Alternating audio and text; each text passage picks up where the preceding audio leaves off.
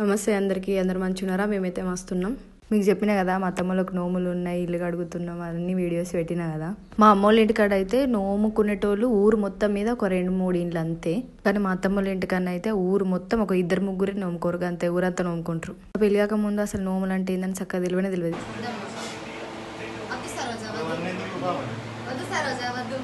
అందుకు షాప్కు మావానికి వస్తావు. మెకానికల్ ఇంజనీరింగ్ చదివి మన జైత్యాల తెచ్చినాం కదా. ఫ్యాన్లు ఫిట్ చేసిర్రు నైట్, అన్నయ్యను రక్కి. ఒకటి పాతది ఒకటి కొత్తది 2 ఫిట్ చేసిర్రు అన్నట్టు.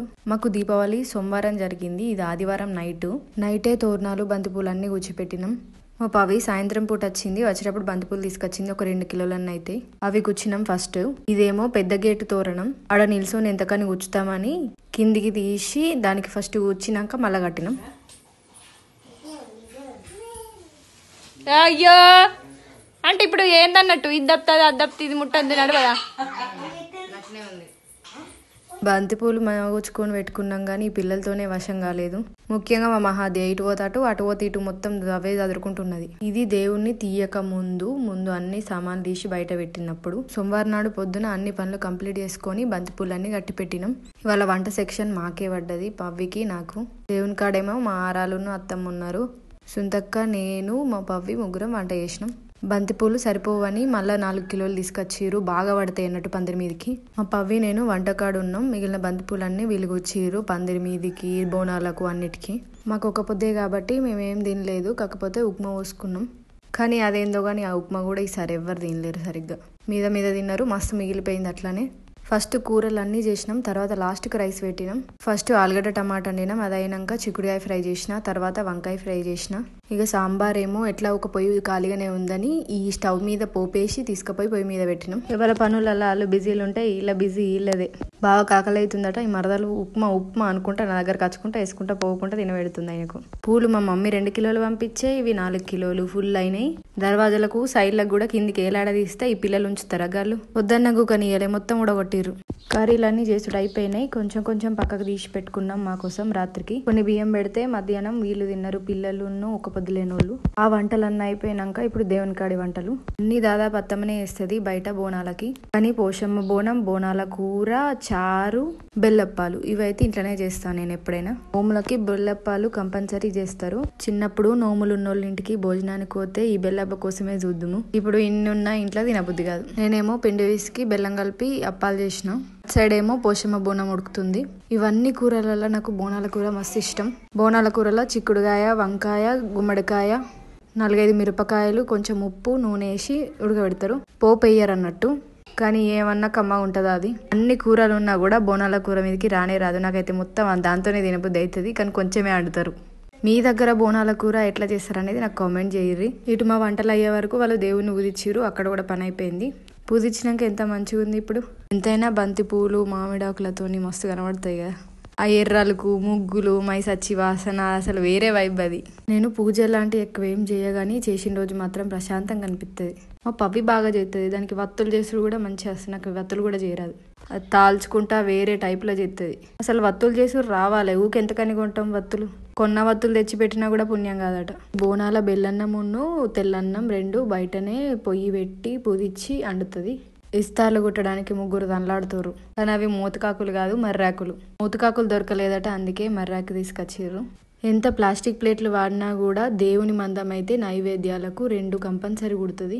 ఇన్ని గుంజలు ఉండంగా ఎదురు గుంజకు మాత్రం బొట్లు పెట్టి బంతిపూలు కడతారు, ఎందుకనేది నాకు కూడా తెలియదు. ఫస్ట్ ఎల్లమ్మకు ఊదిచ్చి బొట్లు పెట్టొచ్చిన, తర్వాత ఎదురు గుంజకు ఊదిచ్చి బొట్లు పెట్టిన, తర్వాత అన్ని కడుపులకు పూతగంధం పూసుకుంటా బొట్లు పెట్టుకుంటా వచ్చిన. తర్వాత పోషమ్మ కడికైనా. పోషమ్మ కడుకోయినప్పుడు వీడియో తీయలే, ఎందుకంటే ఆ టైంలో మరకి ఫోన్ తీసుకొని పోయిండేటో బయటికి. ఇదంతా మా చందన పెళ్లి ఐస్ క్రీమ్ల ఎఫెక్ట్. మహాదేవికి ఫుల్ జలుబు, దగ్గు. ఫైనల్గా సాయంత్రం పూజ స్టార్ట్ అయింది. పాత నోము దండలు ఆ పందిరి కింద కుండలు ఉంటాయి, దాన్ని తీసి పాలతోని కడుగుతారు ఫస్ట్. ఈ ప్రాసెస్ ఎప్పుడు కూడా నేను ఇంత దగ్గరగా చూడలే, ఇదే ఫస్ట్ టైం. పెళ్ళై 4 ఏళ్ళైనా ఎప్పుడు అక్కడక్కడ బయట పనులే చూసుకుంటా ఈ దేవుని దగ్గరికి ఎప్పుడు రాలేదు. ఈసారి కంపల్సరీ దగ్గరుండి చూడాలని వీడియో తీసుకుంటా చూసిన. పాలతోని కడిగినాక ఇవి ఎక్కడ పెడతారని నాకు కూడా తెలియదు. ఆ టైంలో నన్ను ఎవరో పిలిచిరు, నేను అటే పోయినా. నోములు పంచుకుంటారు అంటే అదేందని అనుకునేదాన్ని, నాకు అర్థం కాకపో అప్పుడు. కానీ ఇప్పుడు అర్థమైంది, ఈ దండల్ని తీసి పంచుకుంటారు కావచ్చు అన్నదమ్ములు. పేరు పడేటప్పుడు సగం సగం తీసుకుంటారు అనుకుంటా, అదే నోములు పంచుకున్నాడు. ఇక్కడ కొద్దిసేపు నిల్చొని దీపాలు పెడదామని బయటకు పోయినాం. బంగ్లా మీద చుట్టూ లైట్లే పెట్టిరు. అసలు ఈ దీపాలు కనబడే కానీ పెట్టాలి కంపల్సరీ అని పెట్టినాం. తులసమ్మ కాడ మస్తు కనబడుతున్నాయి, ఒక 4-5 పెట్టినాం తులసమ్మ కాడ. మరి అక్కి కూడా హెల్ప్ చేసిండు, కేవలం వత్తులు మాత్రమే వేసిండు అందులో, అవి కూడా వేయచ్చు. లేదు ఎప్పుడన్నా దీపం ముట్టిస్తానేమో తెలుస్తుంది. అసలు మగవాళ్ళు దీపం ముట్టియాలని చెప్పేసి డిస్కషన్ నడుతుంది అక్కడ. పెట్టిన దీపాల కంటే అక్కడ దిగిన ఫోటోలు ఎక్కువ ఉంటాయి. ప్రతి దానికి ఫోటోలు దిగడం అనేది కంపల్సరీ అయిపోయింది. ఏమన్నా కరసా పాడా, ఫోన్ 4 దిగితే కథం అయిపోయి. ఈ ముగ్గంతా మా పవి డెకరేట్ చేసింది, మస్తుంది కదా. ఫస్ట్ కింద పెట్టి పైన పోయి పెట్టొచ్చినాం దీపాలు. ఫుల్ గాలి అసలు ఆగనే లేదు. మేము కిందకి వచ్చే వరకు వీళ్ళు క్రాకర్స్ కాలుతుర్రు. క్రాకర్స్ ఓకే కానీ మిగతా ఏ బాంబులైనా ఫుల్ సౌండ్ ప్లస్ పొల్యూషన్. మా కాడనైతే ఒక 10-11 దాకా కాల్చిరు కావచ్చు. టప్పు టప్పు అని తాపుకోసారి గజ్జు అనుకుడు. అటుపక్క ఇటుపక్క బోనాలు, మధ్యలో దేవుడు. నోము దండ కొత్తది తీసుకొని ఇద్దరు పట్టుకొని, మా అత్తమ్మ మామయ్య పట్టుకుంటారు. అటు ఇటు మా మామయ్య పాట పాడతాడు. దాన్ని అల్లుతారు అన్నట్టు, 5 వరుసలు అల్లుతారు. ఆ లోపు మంగళారతి పట్టుకుంటుంటాడు. మా మామయ్య పాట చూడరి మస్తు పాడతాడు, కానీ మధ్య మధ్యలో మర్చిపోతాడు.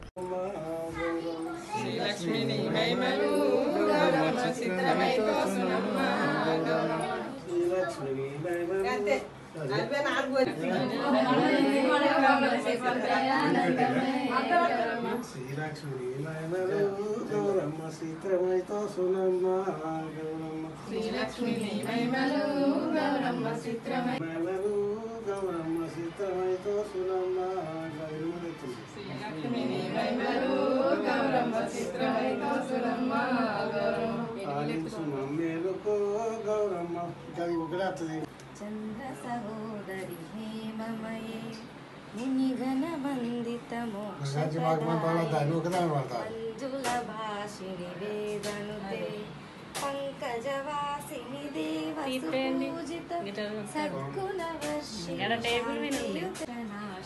కామిని వైదిక రూపిణి వేదమయే క్షీరసముద్భవ మంగళ రూపిణి మంత్ర నివాసిని మంత్రనుతే మంగళదాయిని అంబుజవాసిని దేవగణాశ్రిత పాదయుతే జయ జయ హే మధుసూదన కామిని ధాన్యలక్ష్మి జయ పాలయ మాం.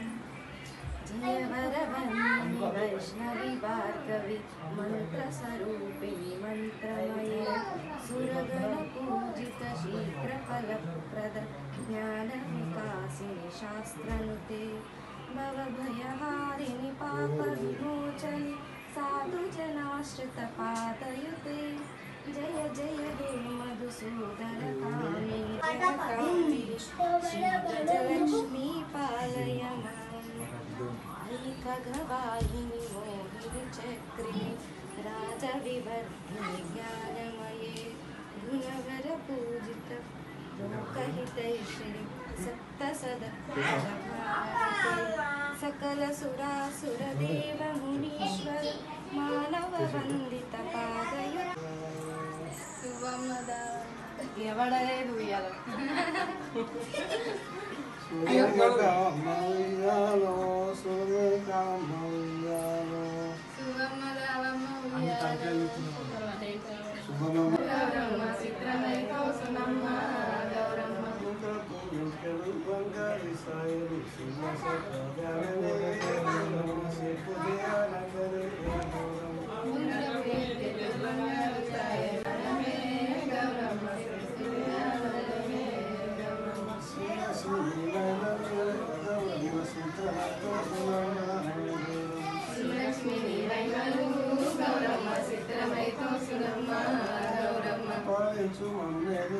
మధ్య మధ్యలో మా పవి కూడా అందుకుంది కదా, దాన్ని కూడా భక్తి ఎక్కనే అన్ని పాటలు నేర్చుకుంటుంది, అన్ని పాటలు పాడుతుంది. అన్ని లెక్కల్లో మీద పెట్టింది ఆ నోము దండనే, మళ్ళీ పాత దానిలో కనిపెత్తరు కావచ్చు. పొద్దున్న నుంచి ఒక పొద్దున్న మస్తు ఆకలి అవుతుంది. ఫస్ట్ నైవేద్యం పెట్టి తర్వాత మేం తినుడు. అత్తమ్మ తీసి నైవేద్యం పెట్టింది. ఫస్ట్ కొబ్బరికాయ కొట్టిరు అన్నక్కల్లా. ఫస్ట్ ఆ కొబ్బరికాయ ముక్కలు తీసిన కొద్దీ దవ్వని అందుకొని తిన్నాం. పొద్దున్న కాకలతో ఉంటాం కదా, గ్యాస్ అయితే అసలు ఏం తినబుద్ధి కాదు. మేము ఫస్ట్ తిన్నాం. మాకు ఊళ్ళ నుంచి వచ్చేటోళ్ళు ఎవరు ఉండరు, 2-3 అంతే, అందరు చుట్టాలే. మేము తిన్నాక మా డాడీ వాళ్ళకు వడ్డిచ్చినాం. మా ఇంట్లో మా మామయ్య అన్ని కూరలకు మ్యాక్సిమం వంక పెడతాడు, ఇది తక్కువైంది అది ఎక్కువైందని. ఎప్పుడన్నా మా మామయ్య సర్టిఫై చేసినట్టు అది మస్తుందని అర్థం. ఇలా కూరలు మస్తున్నాయి అమ్మ అన్నాడు.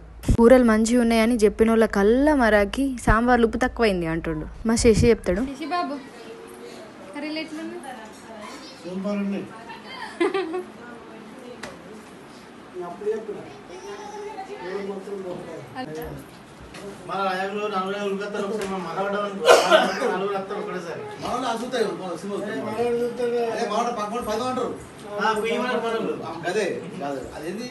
తిన్నది అరిగేదాకా రాజకీయాలు మాట్లాడుకున్నారు. అలా మ్యాటర్ మనకు అర్థం కాదు. కానీ ఇక్కడ మా అత్తమ్మ దేవుణ్ణి ఎత్తుకుంటుంది. దేవుణ్ణి ఎత్తుకునుడు అంటే కొత్త నోము దండను పాత నోము దండలు కలిపి లోపల పెడతారు అన్నట్టు. దీంతో నోముల పూజ అయిపోయినట్టే. తెల్లారి తిరుగువారం పెడతారు మనది మల్లన దేవుని లెక్కనే. సో నోములు అంటే ఇట్లా ఉంటాయి అనేది తెలియని వాళ్ళకు, తెలిసిన వాళ్ళకు మీ ప్రాసెస్ మా ప్రాసెస్ ఒకటేలాగా ఉన్నదా అనేది కామెంట్ చేయరు. నాకు నా వీడియో నచ్చితే ఒక లైక్ కొట్టే షేర్, అట్లనే సబ్స్క్రైబ్ చేసుకునే వాళ్ళు ఉంటే సబ్స్క్రైబ్ చేసుకోరి. Thanks for watching.